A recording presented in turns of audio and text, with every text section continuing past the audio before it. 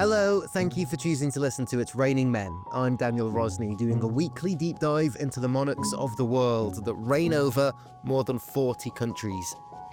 There are kings, sultans, emirs, and a grand duke. There's even an emperor as well. Do you see the theme? None of them are women. It literally is raining men. The king. The king? The king? The king. What do I think of the king? Our king. But who are they? What's their role in society? How much power do they have? And do their people still want them? On a previous episode, we looked at Europe's newest monarch, the King of Denmark. On this edition, it's Europe's longest serving, King Carl XVI Gustaf of Sweden. Later, we're going to be hearing from the filmmaker who had unprecedented access to the King of Sweden to make a landmark film released in 2023, his Golden Jubilee year, which marked 50 years on the throne. Believe me when I say I've watched a lot of documentaries about royals from around the world, and this is one of the best ones that I've ever seen, purely for the access, the archive, the journalism, and some pretty awkward confrontational scenes with a monarch when he's asked to confront some of the controversial allegations in his past. And here's a brain teaser. We're also going to be finding out what global dance floor hit was first performed on the evening before the King of Sweden's wedding in 1976. Before we find out, we're going to start this episode in Malmö. It's a city in southern Sweden. It's connected to Copenhagen in Denmark by a bridge, where when we looked at Frederick X, we heard nothing but support for the monarchy. But does that translate here? Well, I don't know what to say. I think it would be better if he wasn't the king. So yes, I would like if we had a president or something like that, a republic. So yes. And he's been king for a very long time. Exactly. I think it would be a better place or a country to live in, I think. I'm not sure, but yes. Well, I'm neutral. I don't have like a specific opinion. Do you think that the monarchy should still exist in Sweden? I mean, he doesn't have any political power, but I think the monarchy unites people if you love your country. So in that sense, it's a good thing. But as far as having political power, our king don't have any political power. Well, I think it's not right that a person happens by birthright to be in that kind of position. And it's not about the taxes but I don't think it's okay by choice. Do you think that your view is shared, or do you think... No, it's not. I'm really lonely with this. Yeah. Why is he so popular?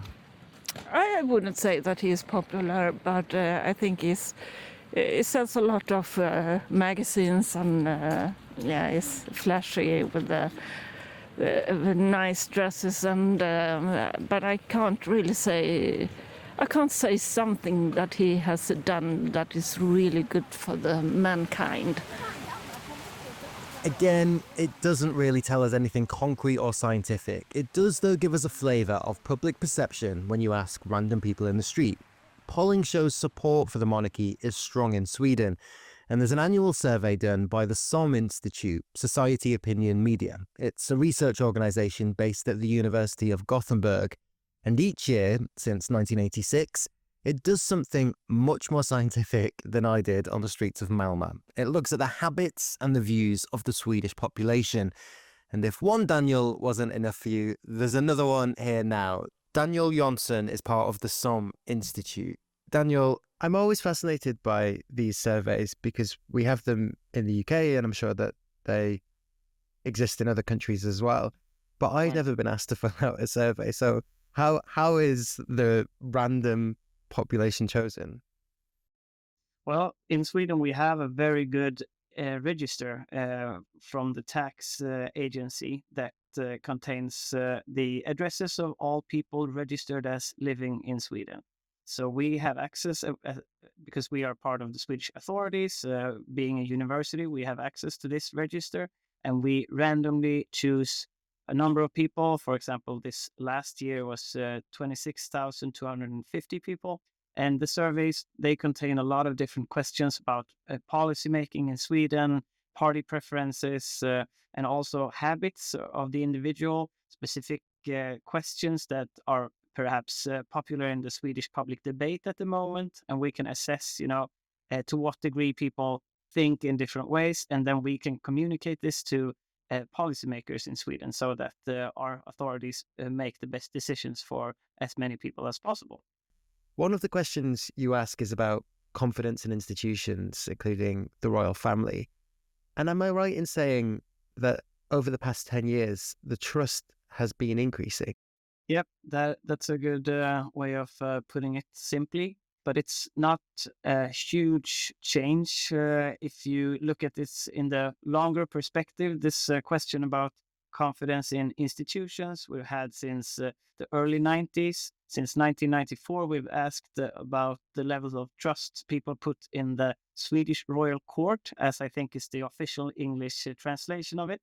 And these surveys are only in Swedish. That's why I have to try to explain these terms as well I can. I guess we saw the highest levels of trust back in the 90s and early 2000s, where actually a majority of people answered that they had a great or high level of trust in the royal court. But then we saw a pretty sizable decline during maybe the year 2006 up until 2013, when the trust in this particular institution was at its lowest point. In 2010, there was this book. Did you read about that? Yeah. Yeah, I don't know if it has an English title, but it would be translated into The Reluctant Monarch. It's about Carl Gustaf. And in the aftermath of that book, which exposed some alleged scandals and stuff, that's when we saw a lot of decline in the trust in the royal court. So it both shows that he is like the figurehead of the royal court as the Swedish populace views it, but also that the media effects are can be very detrimental when you're a ruler like this. And I think that's probably the case for the other European countries and their monarchs as well. So that was a book that said that he had spent time with younger women at strip clubs, and he was part of this old boys club that would be part of, I guess, the Swedish establishment, and they would be entertained by much younger women. He denied all of that at the time and continues to deny it. Obviously, looking at this report, it shows that the public perception of him did decline during that period. It's hard to say, but that's the gist of it. Yeah, it's maybe not only the book; it might be in some other speeches or whatnot. He's always rated on his speeches, but then since 2014 and onwards, we've seen a steady rise again in trust. And at the moment, about 45% of the people in Sweden say that they do have trust or a lot of trust in the royal court, as compared to only 21% that say that they don't have trust or faith in the royal court. Oh, so it's not that 55% don't trust the Swedish royal court. Exactly. That's what I want to make clear here, because you have only had access to our one English language publication called Swedish Trends, but we have Trends in Monarchy, for example, is the one I'm looking at right now, where we show all of the data. Swedish Trends is very, very aggregated data on a very basic level so that you can follow over time. But from this report, for example, you can put these parts against each other. So 45% are like kind of in favor or have trust in the royal Swedish court, whilst 21% in this last data point had no or very little trust.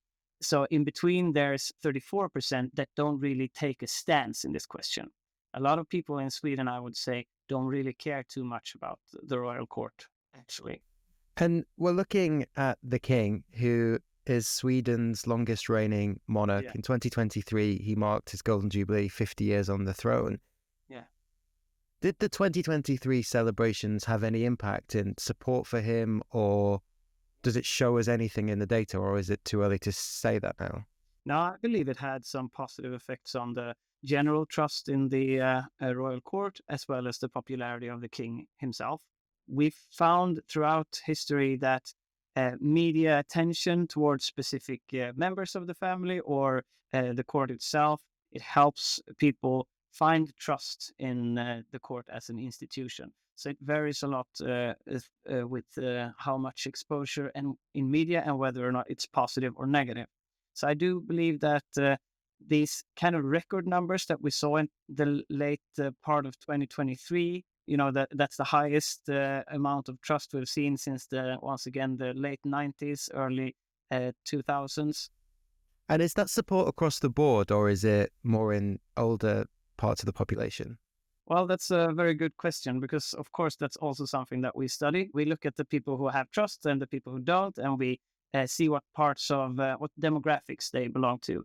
And as a rule of thumb for the royal court, it's very evident that older people tend to have higher amounts of trust for this particular institution, and younger people are a bit more skeptical. And we can see that also on the questions regarding the Swedish monarchy as a whole. Do we keep our monarchy or do we try to change? Younger people are a little bit more in favor of change, whilst older people are a bit more conservative when it comes to the monarchy.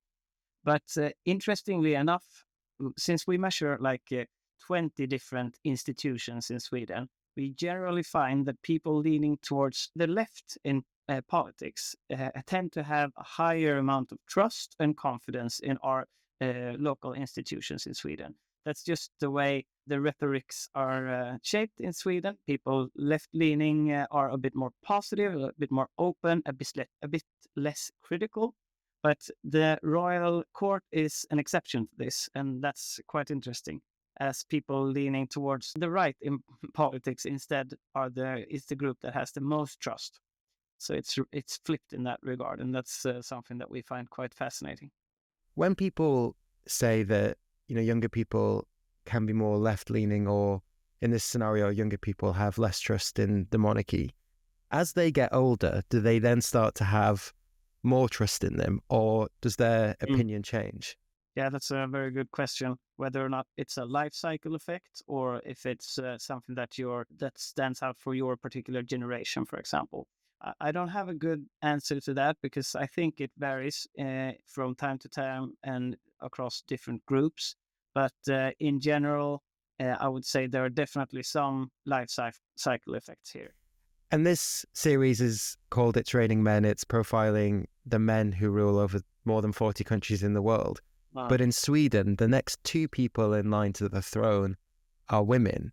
What is the support like for the heir to the throne, Crown Princess Victoria? Yeah, it's looking good for Crown Princess Victoria, I would say. Last time we studied the popularity of the members of the royal family was in late 2022, so we don't have that fresh data here. But at that point, the king was quite popular. Even amongst the left-leaning populace, there were still more people who liked him than who disliked him. But Victoria is the most popular public person that we've ever studied in Sweden, the most popular public Swede that we have studied in the SOM service. So she has over twice the popularity of the king, according to our survey, at least from 2022. So it's looking good for the royal family once she takes the throne, I believe. Thank you so much for your time. It's great to have two Daniels on It's Raining Men. Yeah, good to have this representation of the name. It's hard to imagine Sweden becoming a republic in the near future, especially while Crown Princess Victoria's popularity is what it is. She herself has said she doesn't like to think about when the day comes because it will mean her dad isn't here anymore, and he has ruled out standing down. In September 2023, to mark the 50th anniversary of his reign, he addressed the people of Sweden. Efterträda farfar var en stor och inte alltid så lätt uppgift. Succeeding my grandfather was a big and not always easy task, but I am very grateful for the support I have received from my dear family who have loyally stood by my side over the years. The Queen, our children with families, and my sisters have all always been there. Of particular importance is also the trust I have received and continue to receive from you, the people of Sweden. Your support has been invaluable to me. For this, I would like to express my deep and warm thanks today.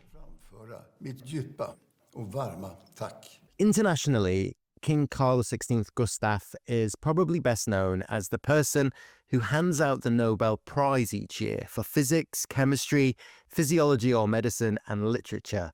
And like a lot of long-serving monarchs, his position came to him very early on in his life, skipping a generation in his case.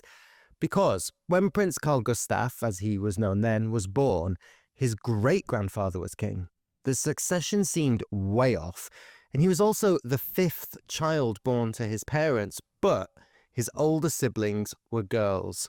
Crucially, at the time, although it has now changed, men outranked women in the line of succession in Sweden, so he immediately became 3rd in line to the throne, skipping ahead of his sisters, despite being the youngest. Then, 9 months after he was born, everything changed for the family. Carl Gustaf's dad, who was very popular, died in a plane crash. By the time he was 4 years old, he was the heir to the throne, and his granddad was king. And he then spent all of his childhood preparing for the throne. And then when he was 27, he became king. And at the time, in 1973, he was the world's youngest monarch. Now, more than 50 years on, not only is King Carl XVI Gustaf the longest reigning monarch in Europe in 2025, he's also the longest reigning in Swedish history. More on his reign, his role, and his responsibilities coming up. There was a constitutional change around a year or so into Carl Gustaf's reign. It had been in the works for years, and essentially it stripped him and any monarch of any political duties. Before the 1974 instrument of government, power had been shared between the king, the parliament, and to some extent the courts. But a change right at the beginning of his reign took the small political power the monarch still had away, meaning the king's role is now entirely ceremonial, stated in the constitution, although he is still head of state. To some, he's become more of an ambassador figure, promoting Swedish interests at home and abroad, although he is still briefed by ministers on policy. In 1976, he married Sylvia, who he had met at the Olympics in Munich 4 years earlier. And here's the trivia answer from earlier. The night before they got married, there was a gala at the Royal Opera House in Stockholm, and ABBA performed live for the very first time Dancing Queen, curtsying and bowing at the end to the couple. Look it up on YouTube. And while they've performed it in front of Sylvia a couple of times over the years, and there are videos of her dancing to it too, including last year on a visit in Thailand, I'm pretty sure the song is not actually about her, who the New York Times described in 1976 as a West German commoner. The same article on the engagement announcement also talks about the king's passion for the environment and climate change. Remember, this is half a century ago, showing how progressive he then was. Although Carl Gustaf is also quoted as saying, "If possible, I can't help it, I would prefer a wife who would take care of the children." Views not entirely shared then in a country famed for its modernism, and he wasn't entirely on board with a change a few years later that removed male privilege from the line of succession, meaning his eldest child, Victoria, would become the next monarch over his second child, a boy, Carl Philip. All of this and more is discussed in a film simply titled The King, released in 2023. It's a documentary by filmmaker Karin Klintberg. There's a link to the trailer in the episode description notes. Now, there's 2 versions of this. There's a film release, which in some parts of the world you can watch on Netflix, or on SVT, which is Sweden's public service broadcaster. They released an extended 3-part series, which is the version that I saw, which is also available internationally depending where you live. In it, key moments of his reign are shown, including an emotional Carl Gustaf walking outside of the hospital just minutes after his granddad has died, as the public cheer him on as their new king.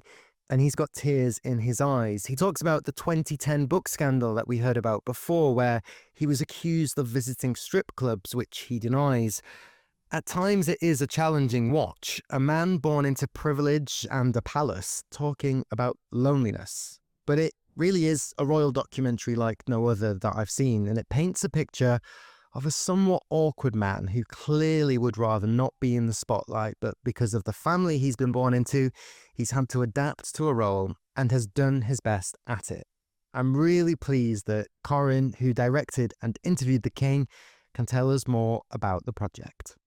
Karin, thank you so much for speaking with me. So why did you want to focus a documentary on the King of Sweden? I wanted to make an unpredictable film about a monarch, because when you see a film about the king, they're all in the same style.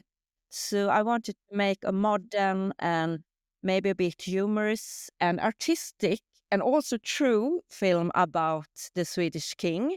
I wrote many emails to the Royal Courts Press Department, and I tried to explain my intentions for the film. And at first, I didn't get any replies. But after a while, I met the press office. And after that, I was granted a meeting, but without the camera, to meet the king. And I was given instructions how to dress, how to behave, and how to address the king. And I had a meeting with him. And the meeting was quite interesting for me. It's very fascinating from an anthropological perspective to have a meeting like this. And I didn't really feel I got very close to him. But after an hour back and forth conversation, I actually raised my voice slightly and asked, am I allowed to make a film about the king or not? And I didn't hear a clear answer. But when I was leaving, the press chief, she said, oh, how exciting. Tonight you should celebrate with oysters and champagne. And I said, but I didn't hear a yes. And she said, you were in there for 1 hour and 40 minutes. That's it. One of the reasons they agreed had to do with legacy. They wanted a thoughtful film about the king before he passes away. And I've watched a lot of these documentaries around the world of different monarchs, and a lot of the time they are quite deferential. But what I really enjoyed about this film is that there were times where you disagreed with him, and there were times where you challenged him, and it felt like we don't really see these figures challenged in that way that often. No, I actually think, but I'm only guessing, that he had fun during the interviews. I got 8 or 10 interviews with him for 2 hours each. And I think that this was the closest he had become, the closest to therapy. Yeah, it did feel like a therapy session, and I think that there were times where, he acknowledged himself that he's a shy man, that, his entire life has been in this goldfish bowl. What did you learn about him? He is somehow shy and not very fond of attention, but he never questions who he is or what he does. He is the king. So he was never interested. When I talked about what if scenario, he thought that was beneath him. He has really adapted that he is the king. I'm actually surprised by how vulnerable he was. He should be by now so used to being king, but at times when I was filming him, it felt like he was caught off guard. He was prepared, but he felt unprepared. So I was a bit surprised that he was so naked. It was interesting, but because many Republicans said things like, you bastard, now we see the person behind the king and we will never be able to get rid of him. And monarchists, on the other hand, they said, oh, thank you, now we get to see who the king really is. So different people with different perspectives saw the same thing. Most, if not all, of the political powers of the King of Sweden have been stripped away. And you even have this shot in the film where he drives himself to work, him and the Queen. They're driving from one palace to the other. They're stopping at traffic lights to let pedestrians cross the road. He just appears to be a normal man going to work. Were they not concerned of stripping away some of that mystery and some of that majesty away from it, and just it's just a man in a suit going to work? Yes, you are right, but still there is quite a lot of pomp and ceremony around him. But we're a smaller country with a smaller population, but there is a theater going on with very old masks, old costumes, and original settings. And that theater around the king must be maintained to create the distinction between him and us ordinary people. But still, he drives from his home castle to his job castle almost every day. When you're making a documentary, there's always a big shift between the idea that you have at your desk and what the film actually becomes. And reality is always more interesting than the script that you wrote last week. The most fascinating parts was what happened on location. And for example, I could never have predicted how often the king would talk about being alone or about loneliness. And that being a king is a solitary profession. And I couldn't guess in advance that he would talk about him being a child who didn't like being in the spotlight, and he was constantly watched. And as a child, he struggled with the dyslexia, and he didn't embrace being on stage at all.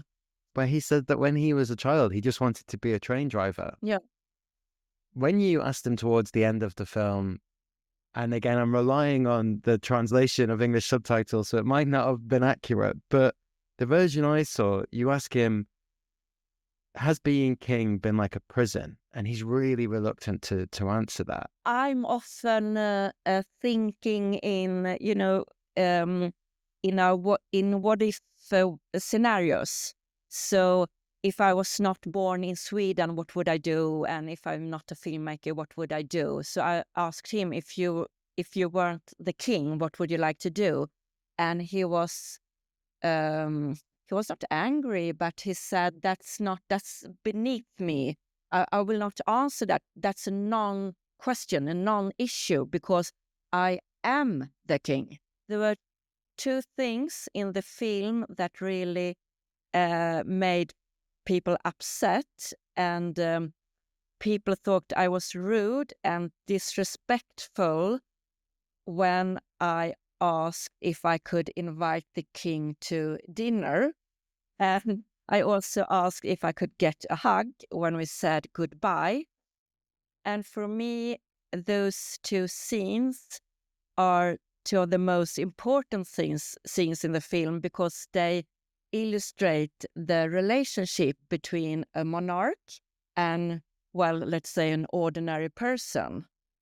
And of course, there were no private dinners and no hug either.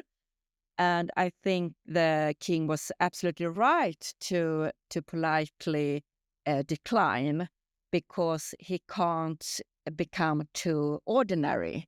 So it was two important scenes for me, but people were very upset, and they have made sure to let me know, filling up my inboxes on Facebook and Instagram, that I was very rude.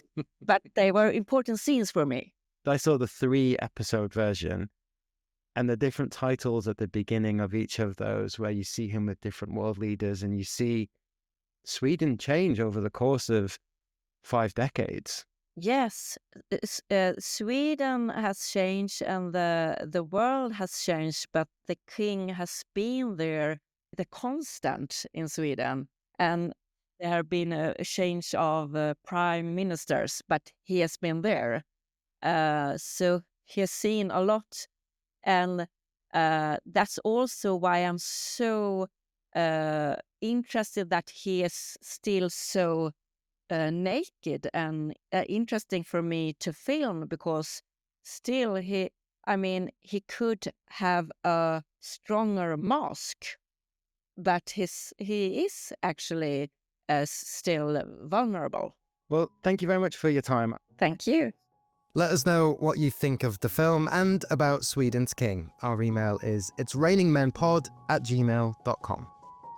Thank you for listening to It's Raining Men. If you enjoyed it, please tell your friends who also might be interested in kings, queens, power and palaces.